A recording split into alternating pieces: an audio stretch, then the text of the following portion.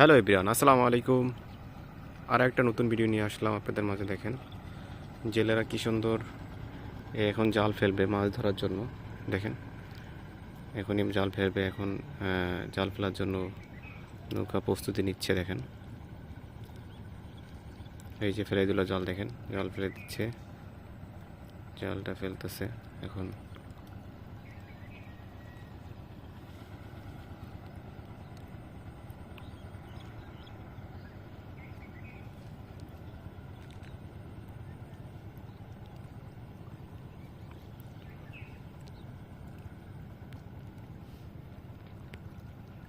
দেখেন কত সুন্দর জাল ফেলতেছে।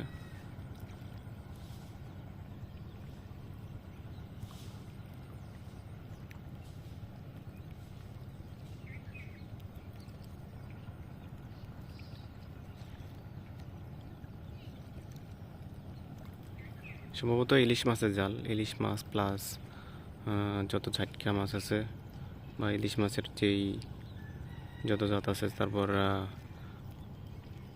পাঙ্গাস মাছের বাচ্চা, তারপর এরপরে হয়তো বা আপনি ঝাটকার বাচ্চা, ঝাটকা, এরপরে বিভিন্ন রকমের মাছ মনে হয় এই জালের মধ্যে উঠবে। এই জন্য দেখেন জাল খেয়াও দিচ্ছে, যাচ্ছে খেয়াও দিয়া ওই পারে। এখনও খেয়াও শেষ হয়নি। দেখেন কি হচ্ছে, জাল পেতে যাচ্ছে ওইদিকে, কত সুন্দর। আমিও এক সময় এরকম জাল বাইতে গিয়েছিলাম, যদিও অল্প করে দিন বাইছি। দেখেন মাছ ধরার এটাই অন্যরকম। কত সুন্দর জালটা পেতে গেল, ওই ওপার চলে গেছে। দেখেন নৌকা আসলেই অনেক সুন্দর। নদীমাতৃক জীবনটা এই দিক তো অনেক সুন্দর, আবার যখন বর্ষার মৌসুম আসে তখন অনেক ভয়াবহ হয়ে ওঠে যারা নদীর পাড়ে বসবাস করে তাদের জন্য।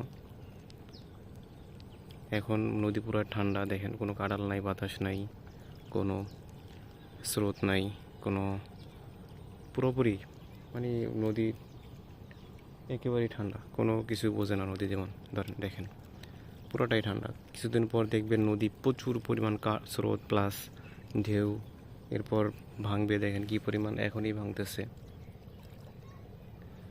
খুবই ভয়াবহ পরিস্থিতির সামনে আসবে, যেটা হয়তো আমাদের বাড়িঘর নাও থাকতে পারে যে অবস্থা এখন।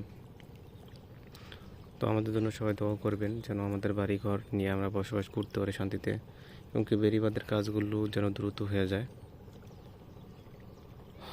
সবাই আমাদের জন্য দোয়া করবেন।